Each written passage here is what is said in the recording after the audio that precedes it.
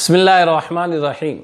آج آپ لوگوں کے سامنے ایک بڑا ہی حیرت انگیز، ایک عجیب و غریب آپ کو واقعہ سنانے جا رہا ہوں۔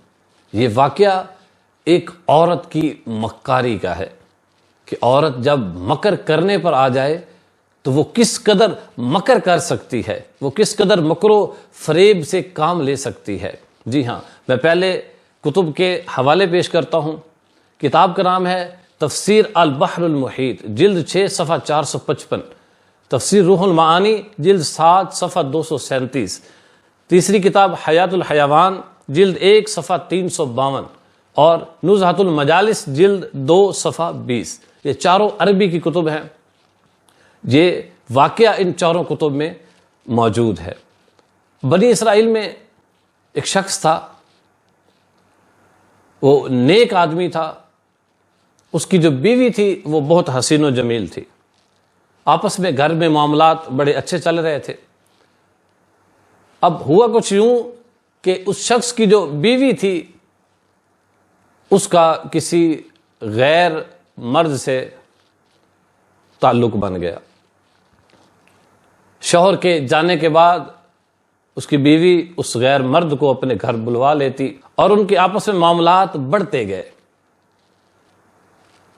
تو اس کے شوہر کو شک ہوا کہ جو میری بیوی ہے اس کا جو میرے ساتھ تعلق ہے یہ بڑا عجیب سا ہے اور یہ بڑی بے رخی مجھے دکھا رہی ہے۔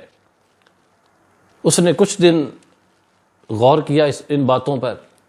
ایک دن اپنی بیوی سے اس نے یہ بات کہہ دی کہ اب تیرا وہ پہلے والا تعلق میرے ساتھ نہیں ہے اور مجھے لگ بھی رہا ہے کہ ہمارے گھر کوئی مرد آتا ہے۔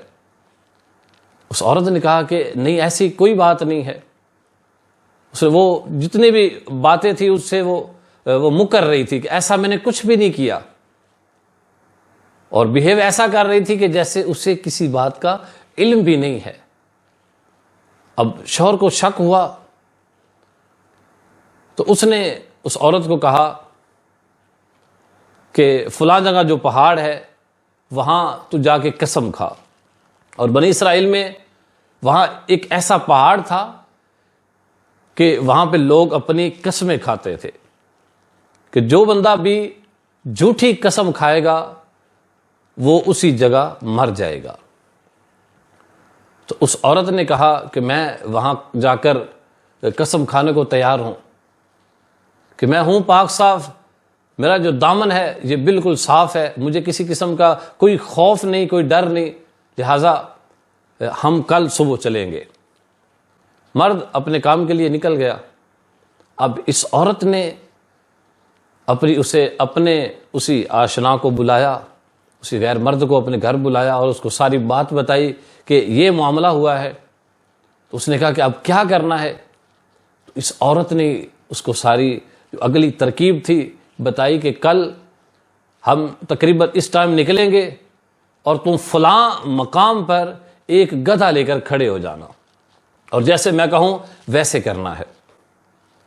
اب اگلی صبح ہوئی تو وہ مرد اپنی اس عورت کو لے کر کے اس پہاڑ کی طرف وہ جا رہے تھے جس جگہ اس عورت نے اپنے اس آشنا کو کہا تھا کہ فلاں جگہ پہ تم نے گدھے کو لے کر کھڑا ہونا ہے، وہ بھی وہیں موجود تھا۔ جب اس نے دیکھا دور سے کہ اس کا وہ دوست، اس کا وہ عاشق وہاں کھڑا ہوا ہے تو اس نے اپنے شوہر سے کہا کہ میں نہ تھک گئی ہوں، وہ گدھے والا کھڑا ہوا ہے، اس سے کہو کہ اجرت پر مجھے وہ پہاڑ تک لے جائے، یعنی وہ رینٹ پہ لے لے، اس کو ہم اس کا اجرت دے دیں گے، اس کی اجرت اس کو ہم دے دیں گے۔ جب وہ اس گدھے والے کے پاس پہنچے اجرت طے ہوئی، اس نے کہا کہ میں راضی ہوں۔ وہ لے کر کے آگے گئے۔ جب پہاڑ کے تھوڑا قریب پہنچے تو اس عورت نے جان بوجھ کر اپنے آپ کو گدھے سے نیچے گرا دیا اور اپنا جو ستر تھا، اپنی جو شرمگاہ تھی، اس سے کپڑا ہٹا دیا۔ اب گدھے والا بھی پاس موجود تھا اور اس کا شوہر بھی موجود تھا۔ گدھے والے نے اس عورت کی جو عورت کا ستر تھا، اس کی شرمگاہ، اس کو دیکھا۔ اس عورت نے اس کو ڈانٹا کہ دیکھ کیا رہے ہو، مجھے اٹھاؤ۔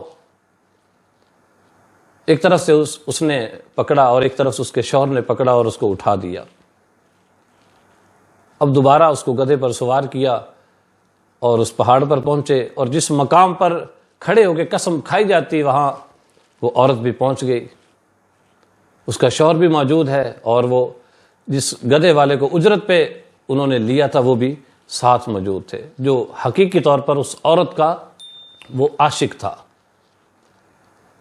اب اس عورت نے وہاں کھڑے ہو کے قسم کھائی کہ میں قسم کھاتی ہوں میری شرمگاہ کو، میرے ستر کو آپ نے، یعنی اپنے شوہر کی طرف اشارہ کیا، اور اس گدھے والا، اس کے علاوہ مجھے آج تک کسی شخص نے بھی میری شرمگاہ کو تم دونوں کے علاوہ نہیں دیکھا،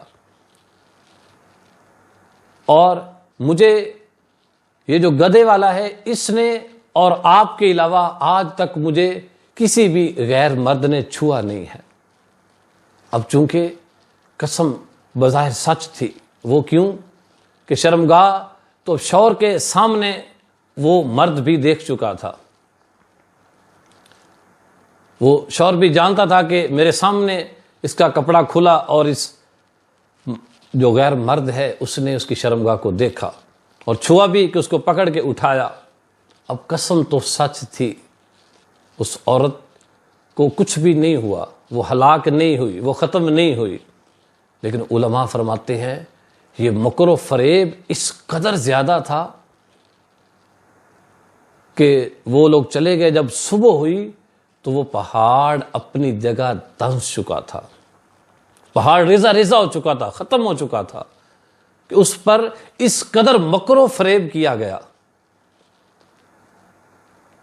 علماء فرماتے ہیں کہ عورت جب تک عورت رہے تو ہی بہتر ہوتی ہے، جب یہ مکر و فریب پہ اتر آئے تو پھر شیطان سے بھی زیادہ اس کی کہتے ہیں چال ہوتی ہے۔ اس عورت نے ایک غیر مرد کو، اپنے عاشق کو گدھے والا بنا دیا، لیکن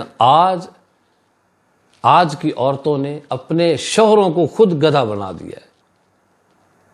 اب گدھے سے مراد یہ نہیں کہ وہ انسان سے گدھے بن گئے، مطلب جیسا جیسا جہاں وہ کھینچ کر ان کو لے جائیں، ہانک کر لے جائیں، تو وہ بغیر کسی گفتگو کے خاموشی کے ساتھ ان کے ساتھ چل رہے ہیں۔ بے حیائی عام ہے۔ دیوس، آج کل دیوس آپ کو بہت ملیں گے۔ دیوس وہ ہوتا ہے کہ جو اس بات کی فکر نہ کرے کہ اس کی ماں، بہن، اس کی بیٹی، اس کی بیوی کن کن غیر مردوں سے ملتی ہے۔ کہتے ہیں کہ دیوس شخص کو جنت کی خوشبو بھی نصیب نہیں ہوگی۔ اے میرے محترم اور پیارے بھائیوں، اے میری محترم اور پیاری بہنوں، ہمیں یہاں پر غور کرنا چاہیے۔ ہمیں جو ہماری بہنیں ہیں انہیں حضرت سیدہ کائنات سیدہ فاطمہ الزہرا رضی اللہ تعالی عنہا آپ کی سیرت کو پڑھنا چاہیے، اور جب ہماری ماں بہنیں غلامی سیدہ کائنات کا نعرہ لگاتی ہیں تو ان کی سیرت کو دیکھنا چاہیے، ان کی سیرت کو اپنانا بھی چاہیے۔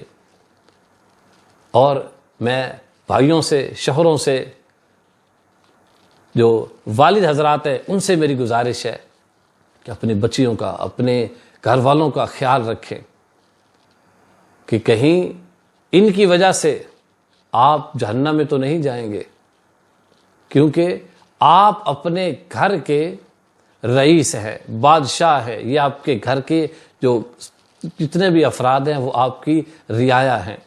قیامت والے دن آپ سے ان کے بارے میں پوچھ گچھ ہوگی۔ آپ اپنے گھر کی عورتوں کو جو شریعت مطہرہ کا مطلوب پردہ ہے وہ کروائیں۔ اللہ تبارک و تعالی ہمیں سمجھ کی توفیق عطا فرمائے۔